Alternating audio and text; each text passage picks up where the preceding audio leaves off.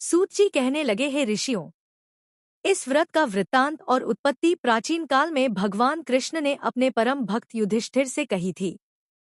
वही मैं तुमसे कहता हूँ।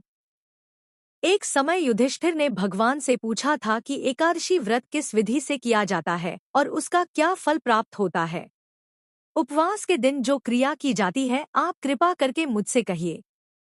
यह वचन सुनकर श्री कृष्ण कहने लगे, हे युधिष्ठिर, मैं तुमसे एकादशी के व्रत का माहात्म्य कहता हूँ। सुनो। सर्वप्रथम हेमंत ऋतु में मार्गशीर्ष कृष्ण एकादशी से इस व्रत को प्रारंभ किया जाता है। दशमी को सायंकाल भोजन के बाद अच्छी प्रकार से दातुन करें ताकि अन्न का अंश मुंह में रह न जाए। रात्रि को भोजन कदापि न करें, न अधिक बोलें। एकादशी के दिन प्रातः 4 बजे उठकर सबसे पहले व्रत का संकल्प करें। इसके पश्चात शौच आदि से निवृत्त होकर शुद्ध जल से स्नान करें। व्रत करने वाला चोर, पाखंडी, परस्त्रीगामी, निंदक, मिथ्याभाषी तथा किसी भी प्रकार के पापी से बात न करे। स्नान के पश्चात धूप, दीप, नैवेद्य आदि 16 चीजों से भगवान का पूजन करें और रात को दीपदान करें। रात्रि में सोना या प्रसंग नहीं करना चाहिए। सारी रात भजन कीर्तन आदि करना चाहिए। जो कुछ पहले जाने अनजाने में पाप हो गए हों, उनकी क्षमा मांगनी चाहिए। धर्मात्मा पुरुषों को कृष्ण और शुक्ल दोनों पक्षों की एकादशियों को समान समझना चाहिए। जो मनुष्य ऊपर लिखी विधि के अनुसार एकादशी का व्रत करते हैं, उन्हें शंखोद्धार तीर्थ में स्नान करके भगवान के दर्शन करने से जो फल प्राप्त होता है, वह एकादशी व्रत के 16वें भाग के भी समान नहीं है।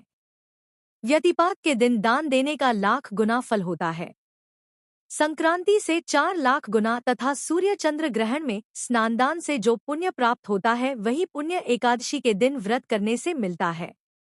भगवान के ऐसे वचन सुनकर इंद्र बोले, भगवन, प्राचीन समय में एक नाड़ीजंघ नामक राक्षस था। उसके महापराक्रमी और लोकविख्यात मुर नाम का एक पुत्र हुआ। उसकी चंद्रावती नाम की नगरी है। उसी ने सब देवताओं को स्वर्ग से निकालकर वहां अपना अधिकार जमा लिया है। उसने इंद्र, अग्नि, वरुण, यम, वायु, ईश, चंद्रमा, नैऋत आदि सबके स्थान पर अधिकार कर लिया है। सूर्य बनकर स्वयं ही प्रकाश करता है, स्वयं ही मेघ बन बैठा है और सबसे अजय है। हे असुर निकंदन, उस दुष्ट को मारकर देवताओं को अजय बनाइए। यह वचन सुनकर भगवान ने कहा, है देवताओं, मैं शीघ्र ही उसका संहार करूंगा। तुम चंद्रावती नगरी जाओ। इस प्रकार कहकर भगवान सहित सभी देवताओं ने चंद्रावती नगरी की ओर प्रस्थान किया। उस समय दैत्य मुर सेना सहित युद्ध भूमि में गरज रहा था।